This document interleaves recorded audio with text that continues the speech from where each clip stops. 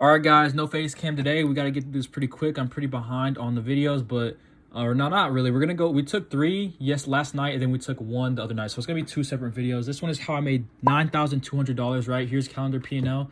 Right.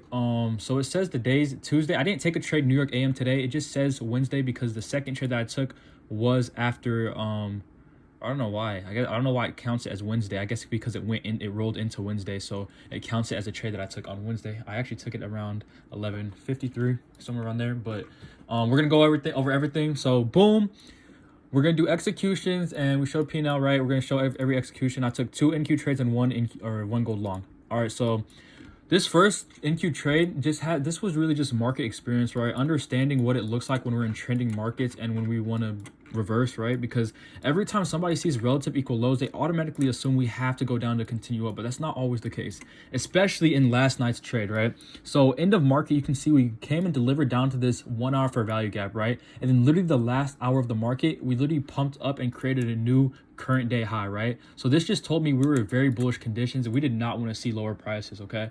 So automatically going into market open, I had that in mind, and I was like, okay, I don't want to be too right discrepant with what needs to happen, because I know we're very bullish, and if I'm trying to get an absolute A plus, sweep liquidity, whatever type of trade, it's most likely not going to happen, right? So I was okay risking a little bit more on this trade, or having a little bit more risky entry and risking less, right? So we had these relative equal lows. The majority of people were probably waiting for these relative equal lows to be swept, obviously, to continue higher. This is really bad. This is not really a setup you want to be longing against. But the reason I took this is because I utilize order flow, so I'm able to, not have to wait for things like that sometimes, right? So basically, this is just value, right? Areas of value, and it's not going to load on the right side of the screen yet, but once it loads, you'll see this is just chunks of value right here. Everything that's delineated in blue.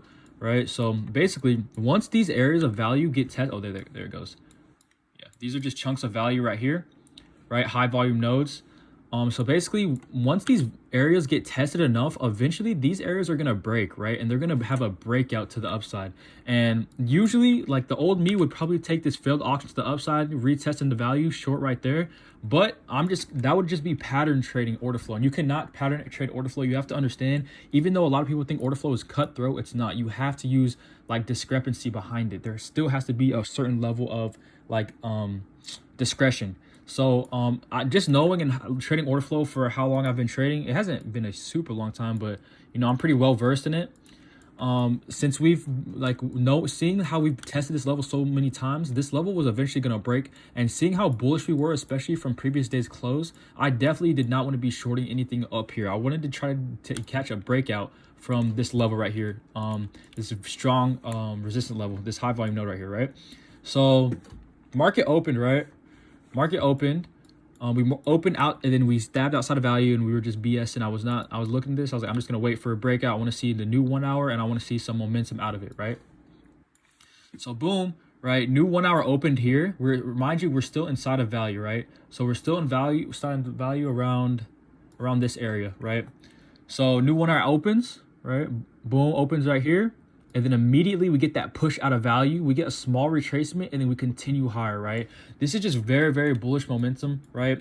Especially out of a high volume node that shows so much resistance. So in my eyes, especially after seeing this candle start forming, I was like, we're probably not gonna get that retracement. So I entered with around 20% of what I usually risk on this trade, just because it was a riskier entry and it was just deprived from order flow. I usually like waiting for like higher confluence, but in these conditions, I knew I probably wouldn't get that perfect A plus setup.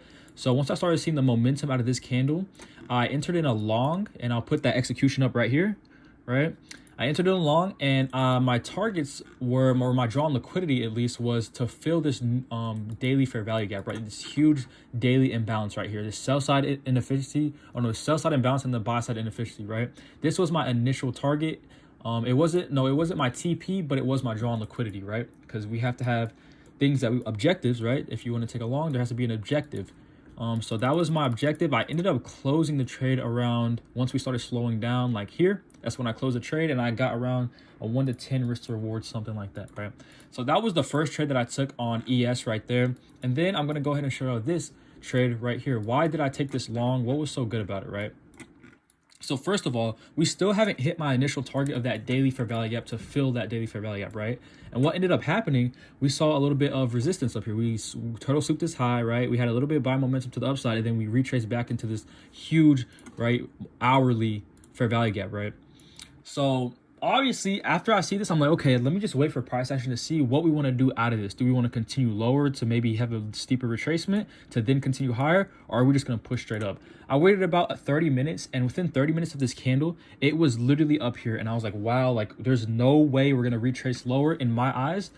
So I'm going to go ahead and get a continuation long on this. I still have my target to the upside, so let's see if we can get a continuation long.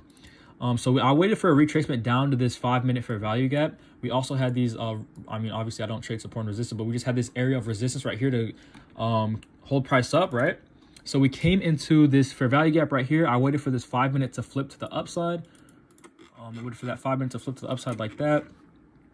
And then I entered in a long right there, and then the executions will be up right there, right? And I just exited after this candle. This new 1 hour absolutely punched to the upside, and I'm going to show y'all what that looked like on here, right? What was I looking at on my order flow chart? All right, so we go on the 5 minute, so it's a little bit more presentable, right? So again, same idea with the last trade. We're in extreme bullish conditions, right? Oh my gosh, can this get off my screen? Okay, there we go. We're in extreme bullish conditions. So how long has this been? We're good. All right, so this level right here is being tested many, many times, and we know we're in extreme bullish conditions, just testing it, right? Fake out. We came down, right? We broke structure to the downside. We delivered out of this 1 hour for value gap, and this is how the 1 hour is starting to close back into value, right? So I know most likely we're going to accept back into this value. We've tested it 3 times, and then we still came back to dip our toes in it again. So what I wanted was a return of this fair value gap, and then a push back into value to accept further through it and traverse through this this high volume node right here, right? Because once we accept into a high volume node, most likely what we want to do is traverse to the other end of it, right? So that was the trade idea for this. It was just fairly obvious. It doesn't always have to be complicated, bro, right? You could literally have just like entered after this 1 hour and then had to stop below the 1 hour low and still had a fairly like good stop, 27-point stop with a 1 hour close, right? It's insane on NQ. But that my stop was at that low for the other accounts, but for 3 of the other ones, my stop was right here below this 5 minute right here. And then yeah, I just targeted. Where did I get out?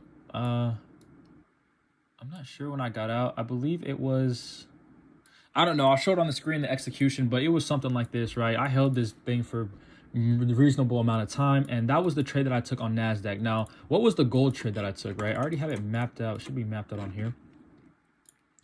We did end up taking a gold trade too. Oh, market's just opened. So, oh my goodness, why is it, am I tripping? Oh my goodness. Okay, here it is. Oh my, we've literally punched up so much I couldn't even recognize where I've entered in, bro. Oh my God.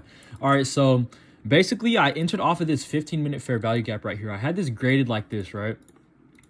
And the crazy thing is I was so focused on NQ, I actually avoided a loss from GC because a great buying opportunity presented itself, but it ended up getting stop rated before continuing higher. So we came to CE of this 15-minute fair value gap. We had a little CISD right here, right? We had a CISD, and even if you still were not confident in entering this trade because of the way metals move, we were literally just accumulating around this area of the CE right here. And then we literally just perfectly delivered up, inverse this 1 minute to the upside and showed momentum to the upside, boom, right? So literally this was a great trade to take. It just got stop rated before continuing higher. And a lot of people think they were wrong on their trade or like they missed something, but this just happens.